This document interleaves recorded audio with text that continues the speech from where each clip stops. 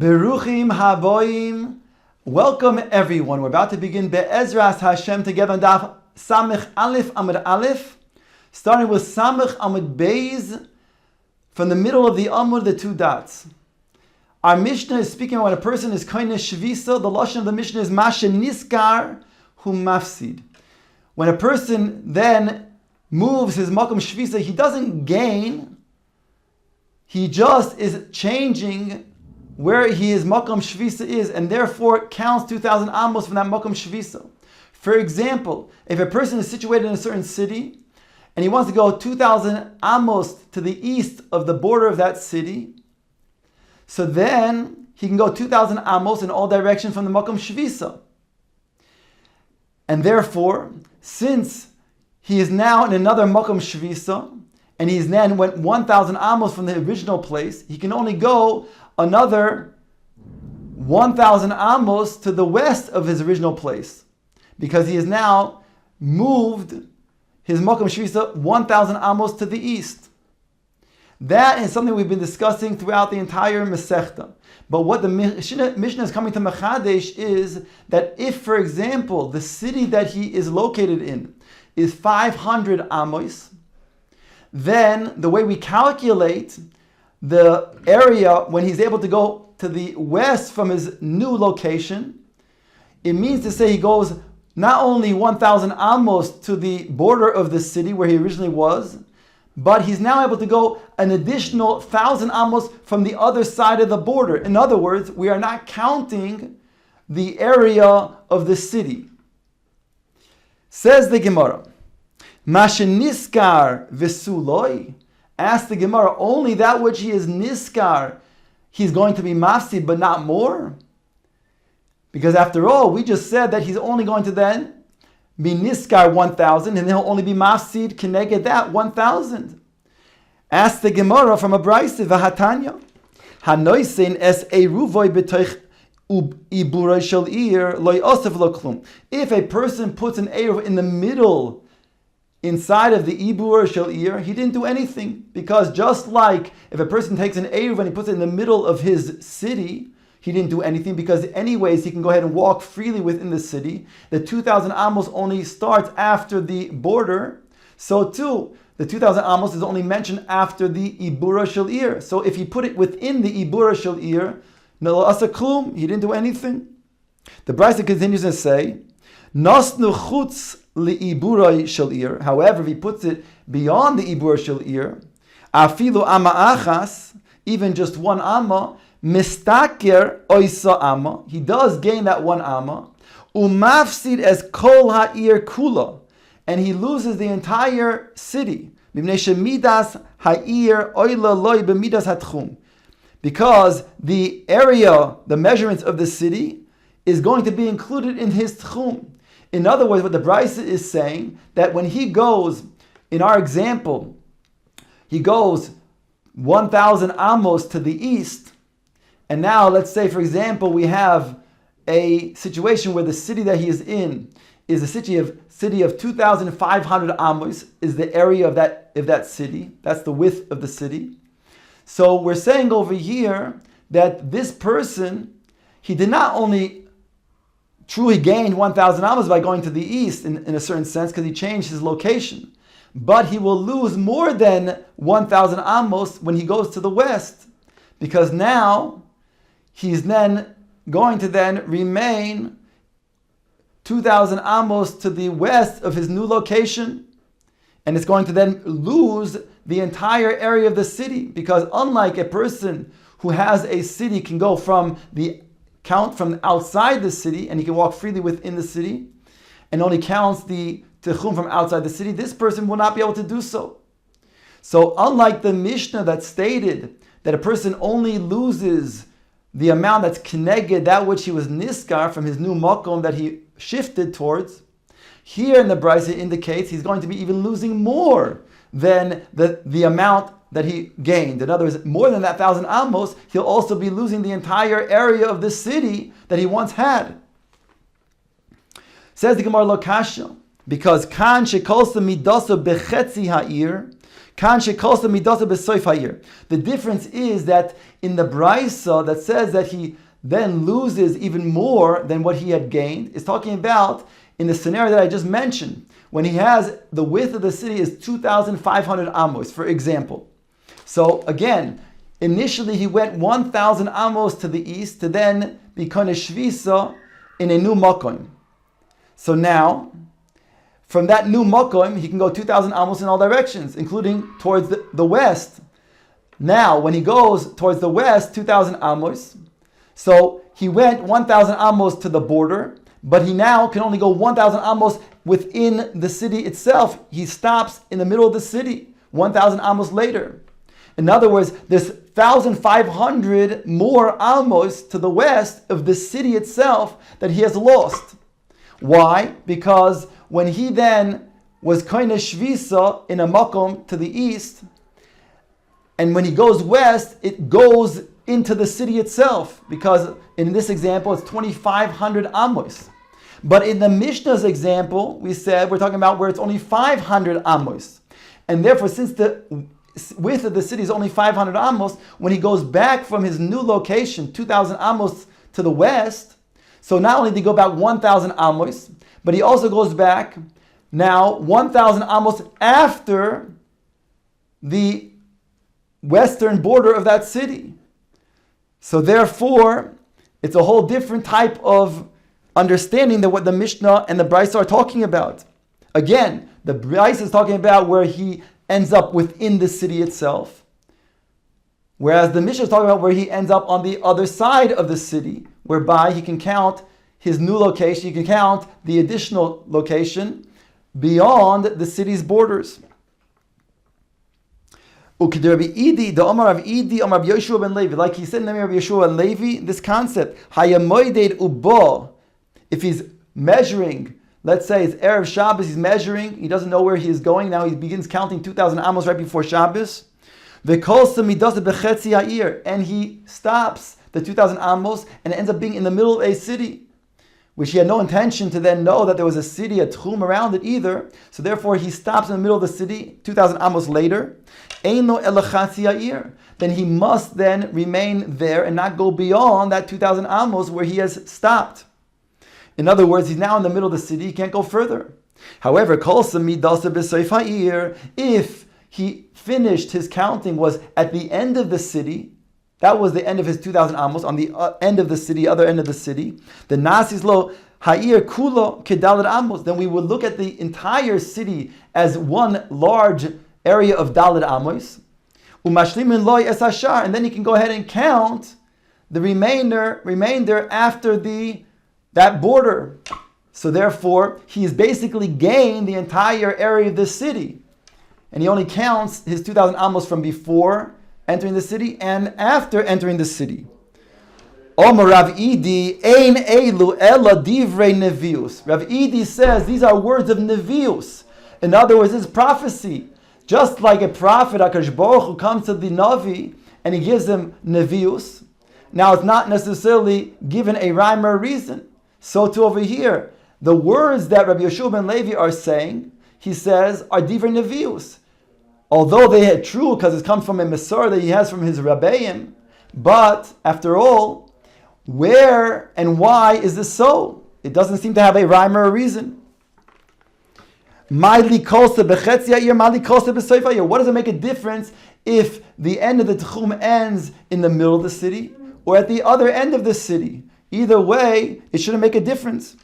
Omar Rava said, back to Rav Idi, Travayu Tananhi. We've taught both of these things in a Mishnah, and it's the next Mishnah of our Gemara, which is on the bottom of Samach Aleph, Amud Aleph. Anshe Ir Gedoyla Mahalchin Es Kol Ha'ir Ketana. The people of the Anshe Gedoyla, they can traverse the entire Ir Ketana. On top of Samach Aleph, Amud Aleph.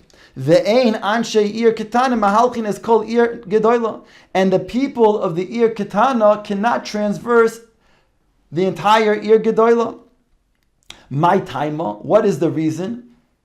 Lav mishum, is it not dahani kolsim midosim bechatzi ha'ir, vahani kolsim midosim b'soif ha'ir? Is it not this explanation that the reason why those who are in the large city can traverse the entire area of the small city is because they are going to then come outside, they'll be going beyond the small city when they count their 2,000 amos. Whereas the opposite, when the small city tries to traverse the large city, then it stops within the middle of the large city. And therefore, just like the Mishnah is stating, this is really what Rabbi Yehoshua ben Levi is also reiterating. So why is Rav Idi stating that this is something that's Divrei Nevius? Rav Idi answers the Gemara, Anshi Tani Umukim Lo Benoisin. Rav Idi says that our Mishnah that we just quoted on Daf Samech Aleph Amud Aleph on the bottom says Anshe, meaning to say both directions, both Anshe Ir Gedola Mahalchin as called Ir Ketana, and also Anshe Ir Ketana are Mahalchin as called Ir Gedola. In other words, he doesn't have the girsa of Ve'ein Anshe Ketana Mahalchin as called Ir Gedola. He has the girsa Anshe Ir Ketana is Mahalchin also throughout the Ir Gedola. So he doesn't make a distinction.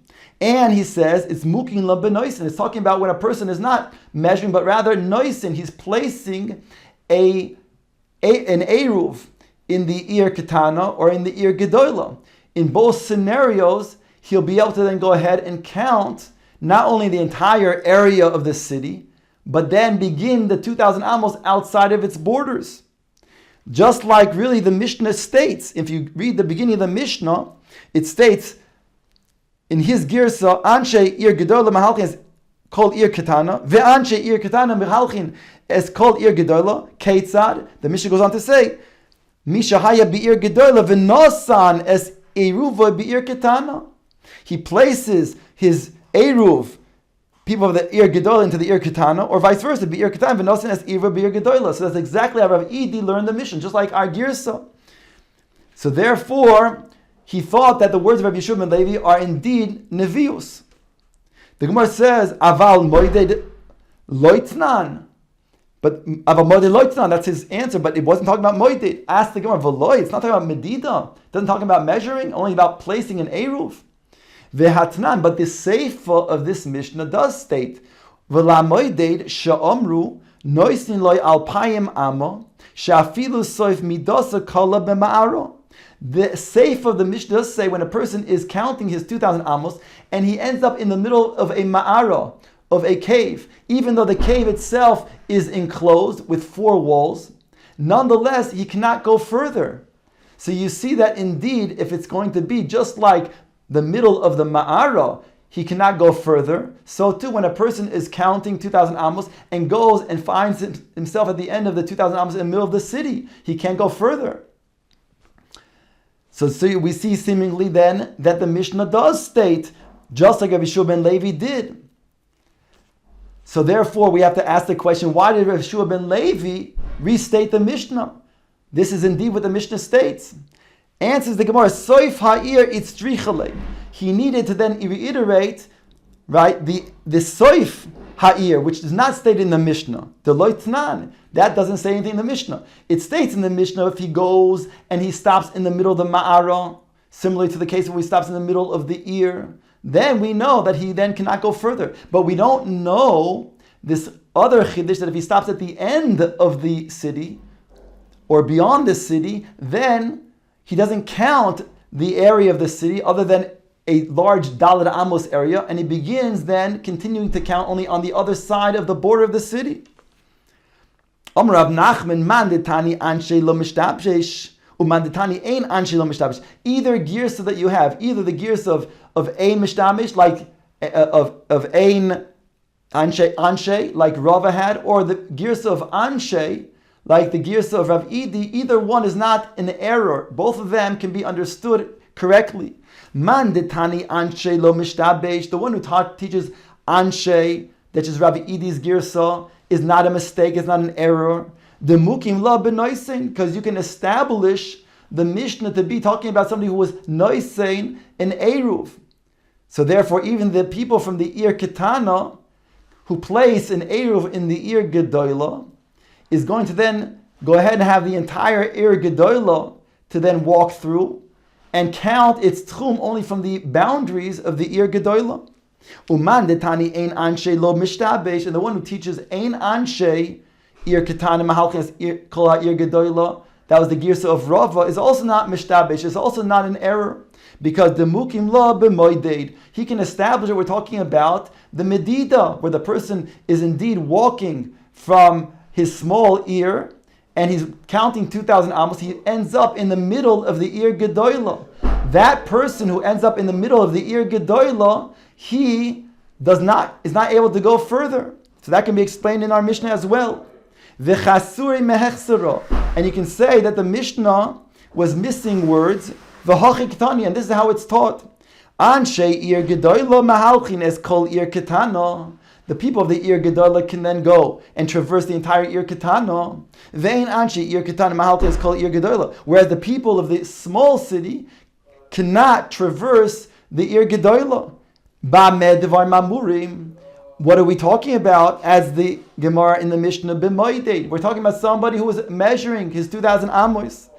Aval Misha haya bi'ir gedolah ve'niach as eruva bi'ir ketana. But a person who is in the Ir Gedolah, who then wants to go ahead and measure to the Ir Ketana. Sorry, he's in the Ir Gedolah and he's hiniach his eruv. He wants to place his eruv in the Ir Ketana and vice versa. Haya bi'ir ketana v'hayniach as eruv bi'ir gedolah. And the one who's in the Ir Ketana wants to then place an eruv in the Ir Gedolah. Mahalich as kula v'chutula al paimama. Then he can go ahead and travel throughout the entire area freely and only count his 2,000 amos outside of the techum of the city. Says the Gemara weiter. Omar Rav Yosef, Omar Rami bar Abba, Omar Rav Huna. Another din. A new din. Ir sheyosheves al sfas hanachal. If you have a city that is situated on the edge of a nachal, im yesh lo lefonea daka arba moidin lo misfas hanachal. If there is in front of this city, meaning in front of this area, this ir sheyoshvel, in front of it to be a 4 amos high wall, then it says over here, then it's going to be considered to be a city. And you will then measure its tchum from the edge of the nachal. V'im la, but if not, ein moidin lo ela mi pesach beso. But if not, then you will only measure the tchum from the pesach beso because it's not an established, fixed type of residential area. Omar le Abaye, Abaye said, Daka arba amos amislon alo. You taught us about a height of 4 amos, as you mentioned over here. Now I didn't mention, but the girsa that the Mishnah, the Gemara has is arba, but really should be read arba, as it's clearly stated over here, that we're talking about a wall of 4 amos high. So he says to Rav Yosef, Abai says to him, he says that indeed we're talking about a wall of 4 amos high. That's what he says to Rav Yosef. And you have taught us that before, that indeed you need a wall of 4 amos high to then go ahead and count from the edge of this nachal. Maishna mikol daki be'alma da'arba. How come in other sugyas that we had learned, it's enough to have arba'a tfachim, a height of 4 tfachim, and not a height of 4 amos, which is certainly much less? Why over here, to establish the tchum to be the edge of the nachal, you need a wall that is 4 amos high? Omale, says Rav Yosef in response, Hasam loy ba'isa tashmishta, hacha ba'isa tashmishta. In those cases where you only need arba tefachim, a shorter type of wall, is because it wasn't used because of trepidation, because of fear, and therefore it was enough. But over here, when it comes to then these houses that are on the edge of the nachal, since it would be concerning, people would be afraid, they can go ahead and fall into the nachal, which is deep and dangerous. Therefore, you need arba amos, and therefore only then is it considered to be a fixed residential area. Otherwise, you'd have to then count the tchum from the cities, from the Pesach Habayis instead of the edge of the nachal. Now Rav Yosef explains his position. Where do I know this explanation? The Tanya, he wants to bring a brisa to support what he's saying. Hitir Rebbe sheyu bnei Geder Yordin lechamoson ve'ein bnei chamoson oilin legeder. There are two cities, one called Geder and one called Chamoson. And they were situated on a slope. The city of Geder was on the top, and the city of Chamoson was lower down below. And the bottom of Chamoson to the bottom of Geder was 2,000 amos. That's what it measured. So it says over here that Rebbe permitted the people of Geder to go down to the city of Chamoson, but the people of Chamoson down below not to go up to the city of Geder. So since the people of the Geder, he's saying, had this 4 amos height of a wall underneath it, therefore they measured their tchum from the edge of that wall. So from the bottom of Geder, where that wall was situated, down to the bottom of the city of Chamoson was 2,000 amos. So therefore they can go ahead and go from Geder to Chamoson. However, Chamoson did not have such a wall, and therefore they would have to then measure from the Pesach Habayis, whereby Rebbe did not permit them to go up to Geder, because maybe they would then go and beyond 2,000 amos in certain places. So that's Rav Yosef's Raya. My time explains, La Mishum Dahani Avu Daka Vahani Lo Avu Daka. Is it not because the city of Geder made a wall that was Daka of 4 amos, whereas the city of Chamoson did not? Says the Gemara, Ki Osa Rav Dimi. That was Rav Yosef's Raya, and that's how he explained his position. That again, when it has a wall that is 4 amos, then it gives chashivus to then these houses to be a city, whereby you measure from the edge, as opposed to if it didn't have such a wall, you'd have to measure from the Pesach Habayis. Kiyos Rav Dimi Omar. When Rav Dimi came from Eretz Yisrael to Bavel, he said a different explanation of the Brisa, which would mean then that Rav Yosef would not have a raya from the Brisa. What was his explanation of the Brisa? Why did Rabbi say that the people of Geder can go down to Chamoson, but the people of Chamoson cannot go up to Geder?